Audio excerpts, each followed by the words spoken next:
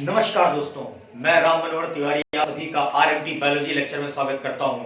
आज जो हमारी नीट के लिए सेकंड क्लास है हमारी, जो हम लोग स्टार्ट करने वाले हैं, इससे पिछली क्लास में मैंने आप लोगों को एरोबिक और एनारोबिक रेस्पिरेशन के बारे में बताया था, राइट। तो आज की जो क्लास होगी हमारी, यहाँ से भी एक नंबर आपके पेपर में आ सकता है। एक नंबर का मतलब एक क्वेश्चन यहाँ से बनता है आपका। तो अगर हम बात करें कौन सा क्वेश्चन है, तो वो क्वेश्चन आता है बेसिकली कि कौन से ऑर्गेनिज्म का कौन सा रेस्पिरेटरी ऑर्गन है जो कि रेस्पिरेशन में हेल्प करता है। तो अगर हम शुरू करें इसको, मैं ये भी बताऊंगा कि जो हुए हैं पहले भी इस टॉपिक से, राइट। तो सबसे पहले अगर हम बात करें कि अगर हम वन बाय वन आए फाइलम के हिसाब से, तो सबसे पहले आता है पोरीफेरा, जिसको हम कॉमनली क्या कहते हैं, स्पॉन्जेस। तो ये जो पोरीफेरा है, साथ ही साथ उसके बाद हम बात करें सिलेंट्रेटा, देन बात करें प्लेटीहेलमिंथ। तो पोरीफेरा, सिलेंट्रेटा एंड प्लेटीहेलमिंथ ये ज्यादा डेवलप्ड ऑर्गेनिज्म नहीं है। इनके अंदर जो रेस्पिरेशन होता है वो होता है नॉर्मली डिफ्यूजन के द्वारा, यानी कि इनकी पूरी की पूरी बॉडी होती है, उसके अंदर कोई स्पेशल रेस्पिरेटरी ऑर्गन इनका नहीं होता, ठीक है। उसके बाद अगर हम बात करें एस्केहेलमिंथ या फिर हम आगे चले एनेलिडा, तो एनेलिडा में हम बात करते हैं अर्थवर्म की। अर्थवर्म कई बार आ जाता है टॉपिक में। तो जब हम अर्थवर्म के बारे में बात करें, जब हम अर्थवर्म के बारे में बात करते हैं दोस्तों, तो अर्थवर्म में भी स्किन होती है, लेकिन कई बार स्किन की जगह मॉइस्ट क्यूटिकल देखने को मिल सकता है। आपको स्किन की जगह क्या मिल सकता है, मॉइस्ट क्यूटिकल देखने को। तो याद रखना कि इसका स्किन बोल दें या हम मॉइस्ट क्यूटिकल बोल दें अर्थवर्म के लिए। फिर हम बात करें आर्थ्रोपोड। आर्थ्रोपोड से बहुत क्वेश्चन पुट अप होते हैं कि आर्थ्रोपोड में, क्योंकि बहुत बड़ा फाइलम है, लार्जेस्ट फाइलम है ये, तो जब हम आर्थ्रोपोड्स के बारे में बात करें तो इसको भी 4 क्लासेस में डिवाइड किया हुआ है। लेकिन हम क्लासेस के हिसाब से डायरेक्टली बता दें कि जैसे इसमें बोला हुआ है कि इंसेक्ट, तो इंसेक्ट का जो रेस्पिरेटरी ऑर्गन है वो क्या होता है, ट्रैकिया। लेकिन खाली इंसेक्ट नहीं लिखा हुआ आएगा पेपर में, इंसेक्ट की जगह कुछ नाम दे देगा, जैसे कॉकरोच, कि कॉकरोच का रेस्पिरेटरी ऑर्गन क्या है, तो वो ट्रैकिया होता है। कॉकरोच का रेस्पिरेटरी ऑर्गन क्या है, ट्रैकिया होता है, ठीक है। तो ऐसे ही स्कॉर्पियन, ये इन्हीं का पार्ट है आर्थ्रोपोडा का। तो स्कॉर्पियन और स्पाइडर का, स्कॉर्पियन और स्पाइडर का रेस्पिरेटरी ऑर्गन क्या होते हैं, बुक लंग्स होते हैं। लंग्स जो है लाइकली बुक की लाइक खुलते हैं, इसलिए इसको बुक लंग्स कहा जाता है। प्रॉन्स का जो रेस्पिरेटरी ऑर्गन है वो क्या होता है, गिल्स। देन हम आगे बढ़े, मोलस्कास। मोलस्कास की बात करें तो मोलस्कस का जो रेस्पिरेटरी ऑर्गन है वो पल्मोनरी सैक होता है। और लास्ट लिमुलस की बात अगर हम करें यहाँ पे, तो लिमुलस का जो रेस्पिरेटरी ऑर्गन है वो बुक गिल्स होता है, ठीक है। फिर कुछ और बातें बताता हुआ चलूं मैं आपको, उससे पहले मैं ये चाहूंगा कि आप इसका स्क्रीनशॉट ले लीजिए, ठीक है। फिर हम आगे बढ़ेंगे, ठीक है। तो इसका स्क्रीनशॉट आप लोगों ने ले लिया होगा बच्चों, तो आगे करते हैं, ठीक है। आगे बढ़ते हैं हम लोग। तो जैसे अभी आपने देखा कि हमने प्रॉन्स तक की बात कर ली है। फिर हम बात करें अगर इकाइनोडर्मेटा के बारे में, ठीक है ना। इकाइनोडर्मेटा आप जानते हो, बड़े लेवल पे इकाइनो वर्ड का मीनिंग होता है हेजहॉग, एंड डर्मेटा मतलब है स्किन, यानी इनकी जो स्किन है स्पाइनी स्किन होती है इकाइनोडर्मेटा की। और इनमें रेस्पिरेटरी ऑर्गन की बात करें तो इनका सिंपल बॉडी डिजाइन जो है, सिंपल बॉडी डिजाइन ही है जो रेस्पिरेटरी ऑर्गन में इनका एक तरीके से हेल्प करता है। साथ ही साथ इनके ट्यूब फीट होते हैं जो कि रेस्पिरेटरी ऑर्गन में हेल्प करते हैं, ठीक है। तो अगर हम बात करें तो simple gills and tube feet, ये जो होते हैं simple gills and tube feet Echinodermata के अंदर रेस्पिरेटरी ऑर्गन का काम करते हैं। फिर हम बात करें जब एंट्री करते हैं कॉर्डेट्स के अंदर, तो उसमें सबसे पहले अगर हम बात करें कि हर्डमानिया का, एक बार आया हुआ 2003 में, हर्डमानिया में जो एग्जांपल है वो आता है सी स्क्वेल्ड। जब हम सी स्क्वेल्ड की बात करें, सी स्क्वेल्ड, ठीक है, तो सी स्क्वेल्ड का रेस्पिरेटरी ऑर्गन, सी स्क्वेल्ड का रेस्पिरेटरी ऑर्गन क्या होता है बच्चों, तो इसका होता है फेरेंजियल गिल्स। फेरेंजियल गिल्स इसका रेस्पिरेटरी ऑर्गन होता है। फिर हम अगर एंटर करें, यहां से आया हुआ है क्वेश्चन, ठीक है, 2003 में। उसके बाद अगर हम बात करें, आगे चले तो कॉर्डेट्स की बात करें, तो कॉर्डेट्स में मेनली हम अगर बात करें सबसे पहले फिशेस की, ये जो फिश होती हैं इनका जो रेस्पिरेटरी ऑर्गन होता है बच्चों वो गिल्स होता है। और ये भी छोटे मोटे एग्जाम्स में और वैसे भी नीट में भी आ सकता है, ठीक है, आता रहता है क्वेश्चन। तो फिश का जो रेस्पिरेटरी ऑर्गन है वो क्या है, गिल्स है। देन हम आगे बात करें एम्फीबियंस। जब हम एम्फीबियंस की बात करते हैं जब हम एम्फीबियंस की बात करते हैं तो इसकी दो स्टेज है। एक तो भाई आ जाएगी जब ये टैडपोल वाली फॉर्म में रहता है, और जब ये टैडपोल्स की फॉर्म में रहता है तो उस टाइम पर इसका जो रेस्पिरेटरी ऑर्गन होता है वो होता है गिल्स। ठीक है, जब ये टैडपोल्स की फॉर्म में रहेगा यानी कि एक्वेटिक मीडियम में रहेगा तो उस टाइम पे गिल्स के द्वारा ब्रीदिंग कर लेता है। जब ये बड़ा हो जाता है यानी एडल्ट हो जाता है फ्रॉग, तो उस केस में ये जो है लंग्स के द्वारा ब्रीथ करते हैं। लेकिन जिस टाइम पे ये सॉइल में हो उस टाइम पे, जब ये सॉइल के अंदर हो तो उस टाइम पे ये स्किन के द्वारा भी ब्रीथ कर सकते हैं। ठीक है ना। लंग्स के द्वारा जब रेस्पिरेशन होता है तो इसको हम पल्मोनरी रेस्पिरेशन बोलते हैं। स्किन के द्वारा जब रेस्पिरेशन होता है तो उसको हम क्यूटेनियस रेस्पिरेशन बोलते हैं। तो एम्फीबियन के दो केसेस हैं, ये इंपॉर्टेंट है। टैडपोल किसके द्वारा लेता है? गिल्स के द्वारा। एडल्ट फ्रॉग जो होते हैं किसके द्वारा लेते हैं? लंग्स के द्वारा। तो आ सकता है ऑप्शन में कि फिश और टैडपोल और भी चीजें करके कि इसमें ऐसे कौन से हैं जो गिल्स के द्वारा रेस्पायर नहीं करते, तो आपको वो चीज का भी ध्यान रखना होता है। तो इसका भी स्क्रीनशॉट ले लीजिएगा, लिखते रहिएगा। आगे चलते हैं हम लोग, ठीक है, आगे चलते हैं। तो इसको हम लोग मिटा देते हैं, ठीक है।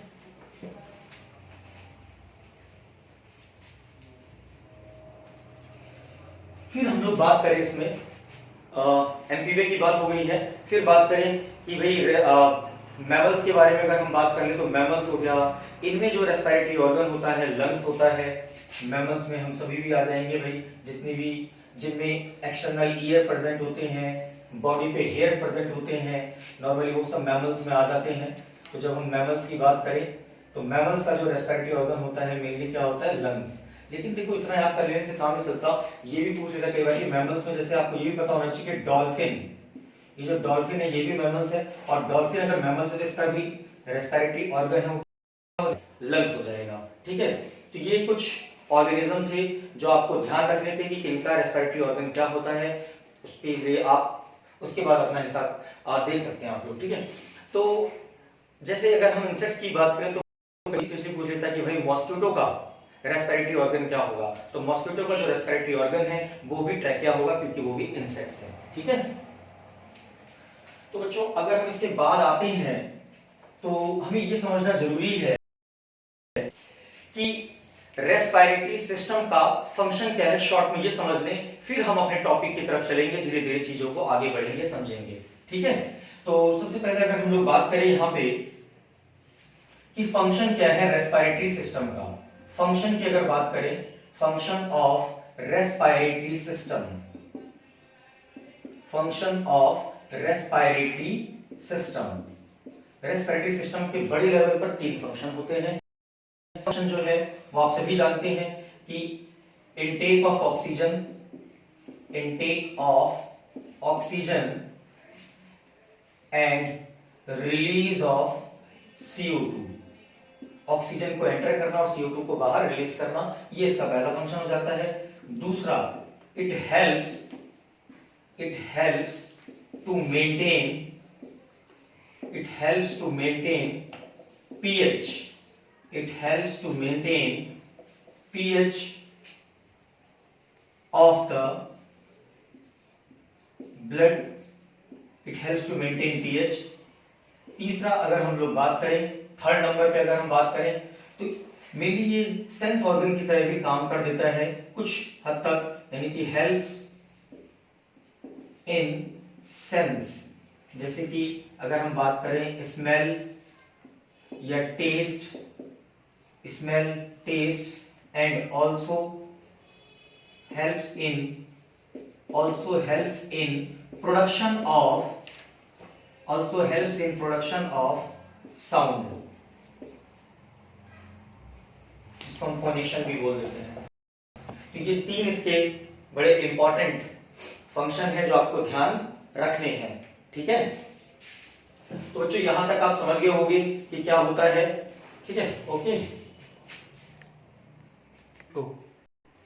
तो बच्चों आपने देखा कि function of respiratory system, intake of oxygen and release of CO2, it helps to maintain pH of the blood. It अब यहाँ पे एज अ सेंस ऑर्गन काम कर रहा है, ये एज अ सेंस ऑर्गन काम कर रहा है, क्या? स्मेल के लिए, टेस्ट में, and also helps in production of sound, और कुछ वेस्ट अमाउंट भी रिलीज करने में हेल्प करता है। जैसे कि अगर हम बात करें कि हीट की फॉर्म में और वाटर की फॉर्म में। तो वेस्ट रिमूव जो also helps in removal of waste in the form of water and heat. ठीक है बच्चों, तो ये कुछ फंक्शन आपको पता होने चाहिए चैप्टर शुरू होने से पहले। ठीक है, चिंता मत करना बेटा, कोर्स पूरा कर जो बोला है बिल्कुल। तो ये आप लोग लिख लो या इसका स्क्रीनशॉट ले लो। अब हम चलते हैं जरा वन बाय वन चीजों को समझेंगे कि रेस्पिरेटरी सिस्टम में कौन कौन से पार्ट होते हैं, किस तरीके से डिवाइड हैं। ठीक है, इन चीजों को समझते हैं। इसको मैं मिटा देता हूं, आप लोगों ने स्क्रीनशॉट ले लिया होगा। ठीक है,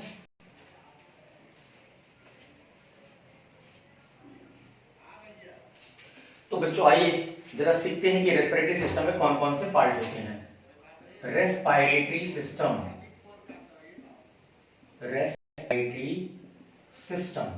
ठीक है। तो जब हम रेस्पिरेटरी सिस्टम के बारे में बात करते हैं तो it consist of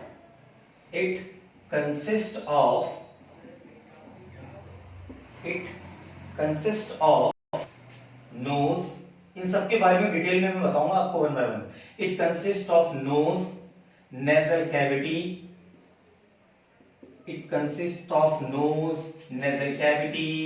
pharynx, throat भी बोल देते हैं, फेरिंग्स, लैरिंग्स, यहां से भी क्वेश्चन आ जाते हैं नीट में। फेरिंग्स, लैरिंग्स यानी कि वोकल कॉर्ड, फेरिंग्स, लैरिंग्स, ठीक है। ट्रैकिया, ये आपको मैं बता रहा हूं वन बाय सीरियल वाइज है। तो nose, nasal cavity, pharynx, larynx, trachea, bronchi, plural word में ब्रोंकाई बोलते हैं, ब्रोंकाई, ब्रोंक्यूल्स। बस उसके बाद हम बात करें तो ब्रोंक्यूल्स होते होते लंग्स में एंटर हो जाता है आपका, ठीक है ना। ब्रोंक्यूल्स होते होते सब पार्ट कहाँ जाते हैं, लंग्स में आ जाते हैं। ब्रोंक्यूल्स, एल्वियोलाई, तो ये कुछ चीजें हैं जो इंटरनली एक दूसरे। अब हम बात करें, देखो डिवीजन के बारे में भी जान लेना जरूरी है, ठीक है।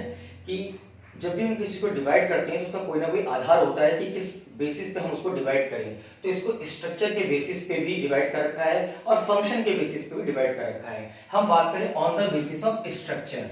जब हम बात करते हैं on the basis of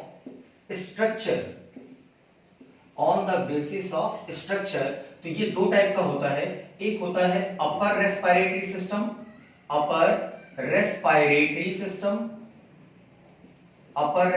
system, और दूसरा जो होता है ये होता है lower respiratory system,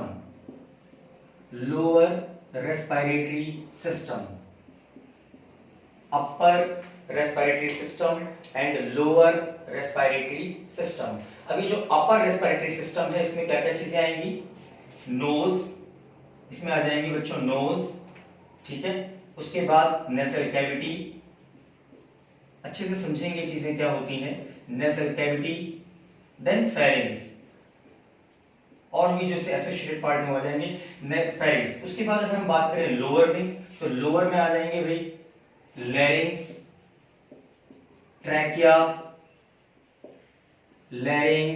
trachea, bronchi, bronchioles, ये सब चीजें आ जाएंगी आपकी, ठीक है। तो ये होता है अपर रेस्पिरेटरी सिस्टम और ये होता है lower respiratory system on the basis of structure, ठीक है। तो इनको भी लिख लीजिए और धीरे धीरे समझते हुए चलते हैं आगे भी, ठीक है। आप लोगों ने ये स्क्रीनशॉट ले लिया होगा या साथ साथ आप ले भी सकते हैं वीडियो पॉज करके। तो आगे हम लोग बढ़ते हैं, ठीक है बच्चों। तो बच्चों ये तो था स्ट्रक्चर के आधार पे। अब अगर आप लोगों ने थोड़ा बहुत पढ़ा हुआ है और अगर आप जानते हो तो जरा ये भी देखिए कि on the basis of function, ये दो टाइप का होता है। अगर आपको पता है तो वीडियो पॉज करके जरा आइडिया लगाइए कि क्या होता है on the basis of function के बेसिस पे भी ये दो टाइप का होता है, ठीक है बच्चों। ये बड़ा इंपॉर्टेंट है फंक्शन के बेसिस पे दो टाइप का होता है, एक होता है कंडक्टिंग जोन, एक होता है बच्चों, प्यारे बच्चों, कंडक्टिंग जोन, दूसरा होता है रेस्पिरेटरी जोन, रेस्पिरेटरी जोन। एक होता है कंडक्टिंग जोन और एक होता है रेस्पिरेटरी जोन। देखो कंडक्ट कर रहा है यानी चीजों को एंटर ले रहा होगा, किसको, एयर को एंटर कर रहा होगा, और यहाँ पे एक्सचेंज हो रहा होगा गैसेस का, क्योंकि वर्ड आ गया है यहाँ पे रेस्पिरेटरी, तो यहाँ पे गैसेस का एक्सचेंज हो रहा होगा। ठीक है, यहाँ पे गैसेस का एक्सचेंज होगा और यहाँ पर चीजों को कंडक्ट किया जाएगा। तो अगर हम कंडक्टिंग जोन की बात करें, ये फंक्शन के हिसाब से क्या फंक्शन है यहाँ पे, तो अगर हम कंडक्टिंग जोन की बात करेंगे क्या क्या आएगा इसमें, तो it includes nose, nasal cavity, nose, nasal cavity, pharynx,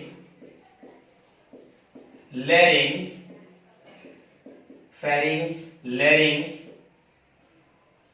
trachea, bronchi, bronchioles and terminal bronchioles. बच्चों वीडियो जरूर पूरी देखना, तभी आपको समझ में आएंगी चीजें, बीच में कट करके मत जाएगा, धीरे धीरे चीजों को समझो, स्टार्टिंग धीरे धीरे ही होती है, और वीडियो आपको बिल्कुल भी कट नहीं करनी, पूरी की पूरी वीडियो आपको देखनी है। जो भी आगे भी सेशन आएंगे आपको वीडियो पूरी देखनी है, तभी आपको अच्छे से समझ में आएगा। ठीक है, एक बार भी चीज समझ में नहीं आती है, आराम से देखना पड़ता है उसको। तो ये चीजें आ जाती हैं कंडक्टिंग जोन में। अब हम अगर बात करें रेस्पिरेटरी जोन की, तो it includes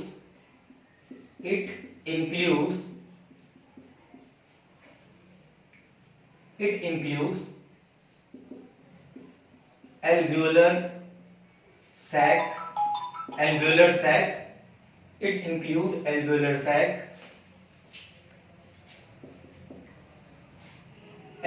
sac, alveolar duct, alveoli, मेरी जो एक्सचेंज ऑफ गैसेस में हेल्प करती हैं वो चीजें इसमें आ जाती हैं। तो देखो जब हम बात करें कंडक्टिंग जोन की, तो इसका मेन काम क्या होता है भाई, ये जो है, जो हवा आ रही होती है, जो एयर ले रहे होते हो आप, जिसमें नाइट्रोजन भी होगी, ऑक्सीजन भी होगी, सभी चीजें होंगी, तो जब अगर हम लोग बात करें तो इसका फंक्शन क्या होता है, टू वार्म यानी गर्म भी करता है एयर को, ठीक है, टू वार्म, फिल्टर भी करता है एयर को। बाकी मैं आगे आने वाली क्लासेस में आपको डिटेल में बताऊंगा कि फिल्टर एक्चुअली करता कौन है, कहां होता है, कैसे होता है। तो टू वार्म, गर्म करना, फिल्टर करना, moisten the air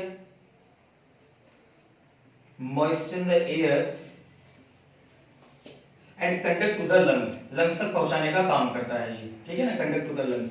फिर यहां पे बात करें बेसिकली फंक्शन क्या है इसका, एक्सचेंज ऑफ गैसेस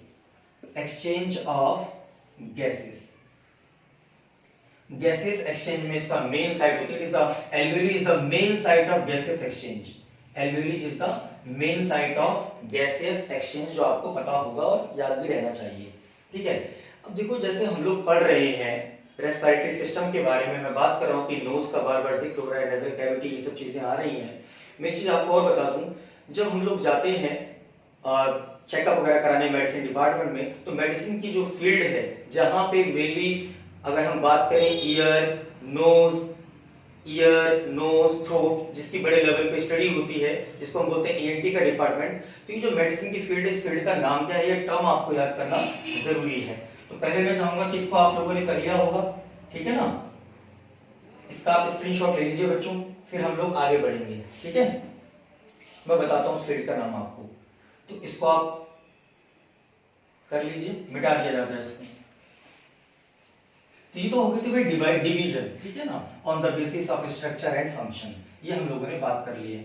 अब देखो जो मेडिसिन की फील्ड है, जहां पे ईयर नोज एंड थ्रोट की स्टडी की जाती है, ठीक है ना, study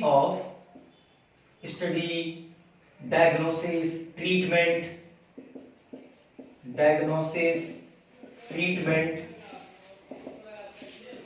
of year nose and throat,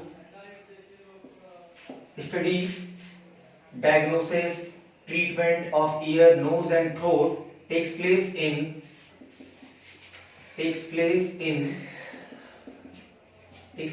in the field of in the field of oto, ध्यान देना, ओटो, ओटो यहां पे आ रहा है, ईयर को डिपेक्ट कर रहा है, oto nose rhinolaryngology, laryngology, otorhinolaryngology, जिसको हम शॉर्ट में प्यारे बच्चों बोलते हैं ENT। ठीक है, कंफ्यूज मत कर जाना इससे। Ear nose throat, ear nose throat का जो डिपार्टमेंट होता है बड़े लेवल पे उसको क्या बोलते हैं, ओटो राइनो लैरिंजोलॉजी, जहां पे स्टडी की जाती है। अब आपको बच्चों और बता दूंगा, जब हम रेस्पिरेशन की बात करते हैं, लंग्स का जिक्र ना हो ऐसा हम कह नहीं सकते, क्योंकि लंग्स ही है मेन चीज। तो जब हम डिटेल में, वैसे मैं बताऊंगा कि स्ट्रक्चर आपको लंग्स के बारे में भी। तो अगर हम बात करें जो लंग्स की स्टडी होती है, जो उसकी डायग्नोसिस करते हैं, डिजीज का जो देखा जाता है, तो उन स्पेशलिस्ट को क्या कहा जाता है, जो स्पेशलिस्ट होते हैं, जो कि लंग्स की डिजीज के स्पेशलिस्ट होते हैं, लंग्स डिजीज के, उनको कहा जाता है पल्मोनोलॉजिस्ट।